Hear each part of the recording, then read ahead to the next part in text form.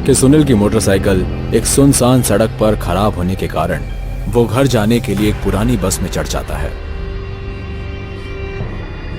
बस में चढ़ते ही सुनील के साथ एक के बाद एक अजीब और डरावनी घटनाएं घटने लगती है और आखिरकार डर के मारे वो बेहोश हो जाता है। सुनील को होश आया तो उसने देखा कि बस एक सुनसान सी जगह पर रुकी हुई थी जिसमें एक और हट्टा कट्टा आदमी चढ़ जाता है। सुनील उस आदमी को बस में ना चढ़ने का इशारा करने की कोशिश करता है, लेकिन तभी बस का कंडक्टर उसकी तरफ गुस्से से देखने लगता है और इशारे से सुनील को चुप रहने के लिए कहता है। इससे पहले सुनील उस आदमी को कुछ कह पाता, वो आदमी सुनील के आगे वाली सीट पर बैठ जाता है। सुनील मन ही मन सोचता है कि इसकी मदद से यहां से बचकर निकला जा सकता है, लेकिन तभी कंडक्टर वहां आ जाता है और उस आदमी से टिकट के लिए कहता है। टिकट? एक गाजियाबाद। उस आदमी ने अपनी जेब से 50 रुपए का नोट निकालकर कंडक्टर की ओर हाथ बढ़ाया। 50 का नोट देखकर कंडक्टर बेहद गुस्सा हो जाता है। इस स्टॉप से लेकर गाजियाबाद का किराया सिर्फ 1 रुपया ही है, छुट्टे पैसे दो। 1 रुपया सुनकर वो आदमी हैरत में पड़ जाता है। क्या 1 रुपया? अरे भाई साहब, इतना छुट्टा नहीं है मेरे पास। छुट्टे पैसे दो वरना आपका ये सफर अंतिम सफर ना बन जाए। पैसेंजर उसकी बात सुनकर एक पल के लिए सुन्न रह गया और अपनी जेब टटोलने लगा, लेकिन सारी जेब टटोलने के बाद भी उसके हाथ कुछ नहीं लगता है। अरे भाई साहब, आप पूरे 50 रुपये रख लीजिए, मेरे पास छुट्टे पैसे नहीं है। उस पैसेंजर के इतना कहते ही कंडक्टर ने अपनी कुल्हाड़ी निकाली और एक झटके में उस आदमी की गर्दन धड़ से अलग कर दी।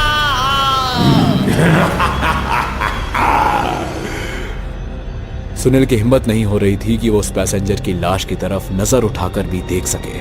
वो बेचैनी से अपनी बारी का इंतजार कर रहा था। उसे एक ही डर बार बार सता रहा था कि कहीं अगला नंबर उसी का ना हो।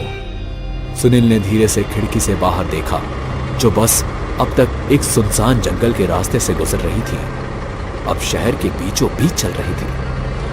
ये देखकर सुनील की जान में जान आती है। अचानक बस धीरे से रुक गई।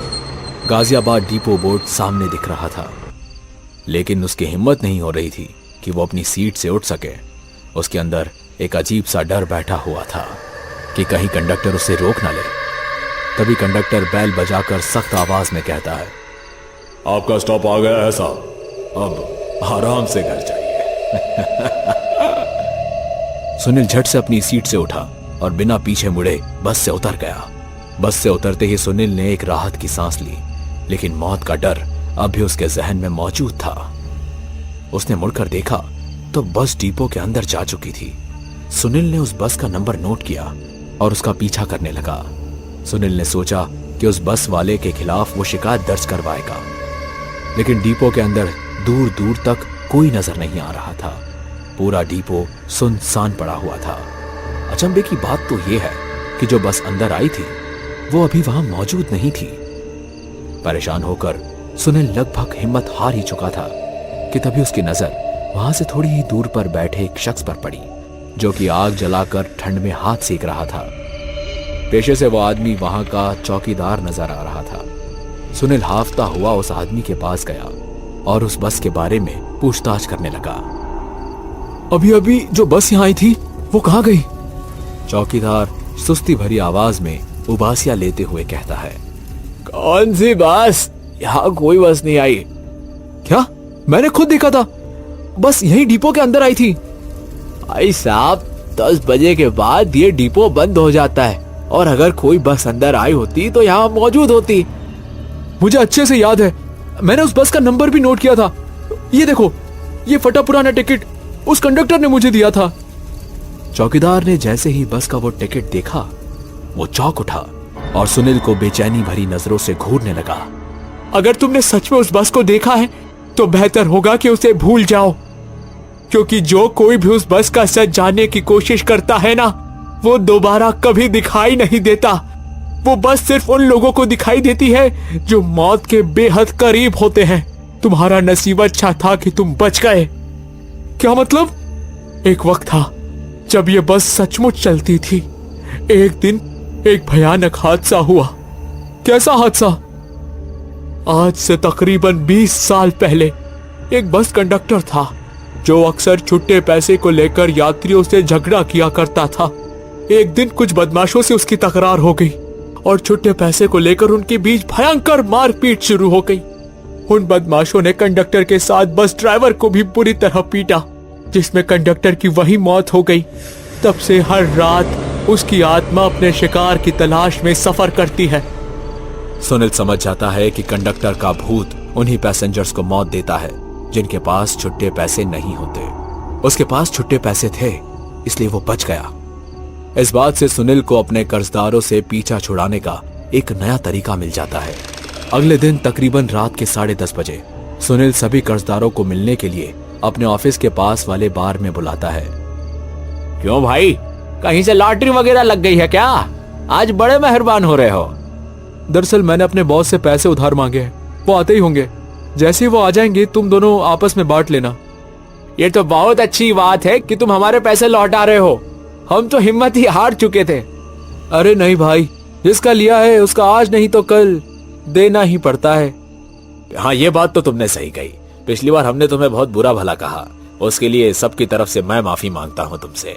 हम सबको भी पैसों की जरूरत है, ये कर्जा चुकता कर दो, आगे जरूरत पड़ेगी तो हम फिर से तुम्हारे काम आएंगे। नहीं नहीं, आगे से मुझे तुमसे पैसे मांगने की जरूरत नहीं पड़ेगी, पर मैं हमेशा तुम सबका एहसानमंद रहूंगा। हाँ, लगता है भाई के हाथ में जरूर कोई सोने की चिड़िया लगी है। सुनील के चेहरे पर कमीनेपन के भाव उभरने लगते हैं। वो मन ही मन सोचकर मुस्कुरा रहा था। हंसो, खूब हंसो, आज की रात तुम सबकी आखिरी रात है। 12 बजने में सिर्फ कुछ ही मिनट बाकी थे। प्लान के मुताबिक सुनील को इस बात की पुष्टि करनी थी कि किसी के पास भी छुट्टे पैसे न हो। इसलिए बिल पे करने के वक्त सुनील सभी से छुट्टे पैसे मांगता है, जिसमें राणे के पास तो छुट्टे पैसे थे ही नहीं और मिश्रा के पास जितने भी छुट्टे पैसे थे वो सब वो दे देता है।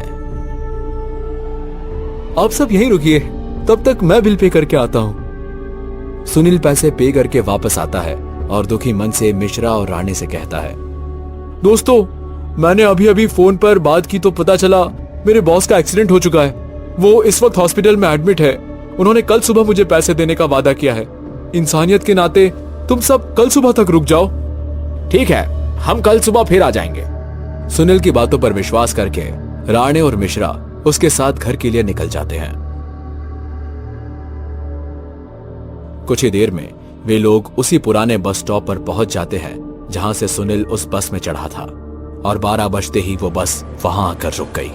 सुनील ने उनसे कहा, दोस्तों, यह आखिरी बस है, इसके बाद कोई भी बस आने वाली नहीं है, जल्दी से चढ़ जाओ।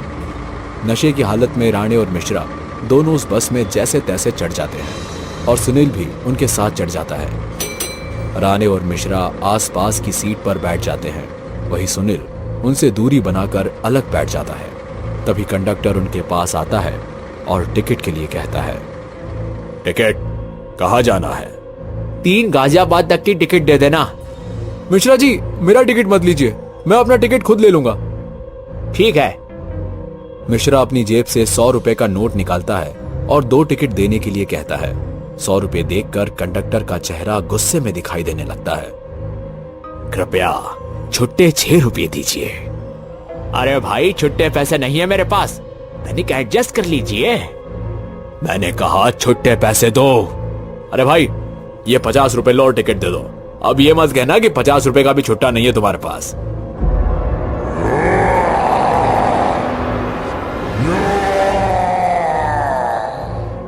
राणे के इतना कहते ही बस कंडक्टर ने अपने तेज धार नाखून उसकी गर्दन में काट दिए और उसे उठाकर जोर से पटक दिया।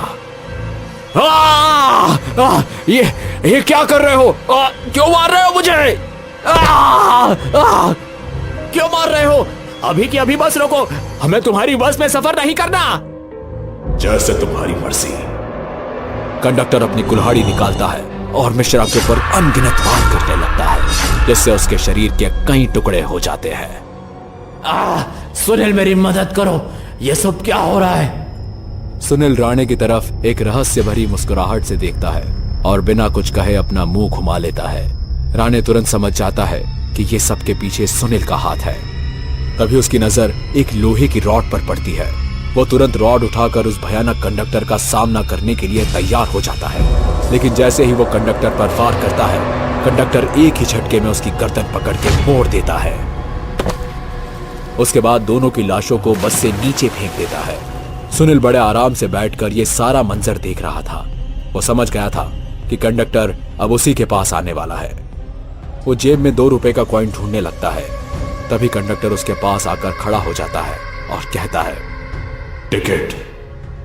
सुनील बिना डरे पूरे विश्वास के साथ अपनी दूसरी जेब में हाथ डालता है, पर जैसे ही उसका हाथ अंदर जाता है, उसे महसूस होता है कि उसकी जेब फटी हुई है।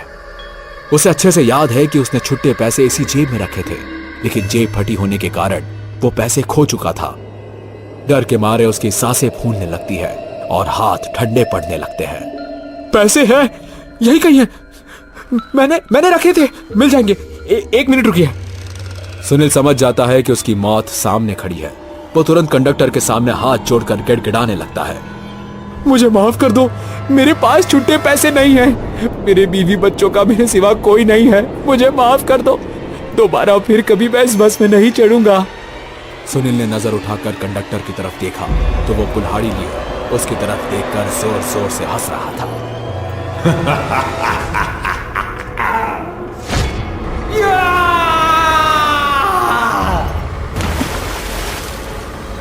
और फिर एक तेज चीख गूंज उठी और रात के अंधेरे में वो बस धीरे धीरे कहीं एक नए शिकार की तलाश में।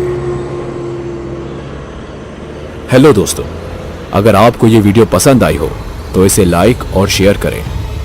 ऐसी ही वीडियोस देखने के लिए हमारे इस चैनल को सब्सक्राइब करें। तो मिलते हैं अगली वीडियो में, तब तक के लिए नमस्कार।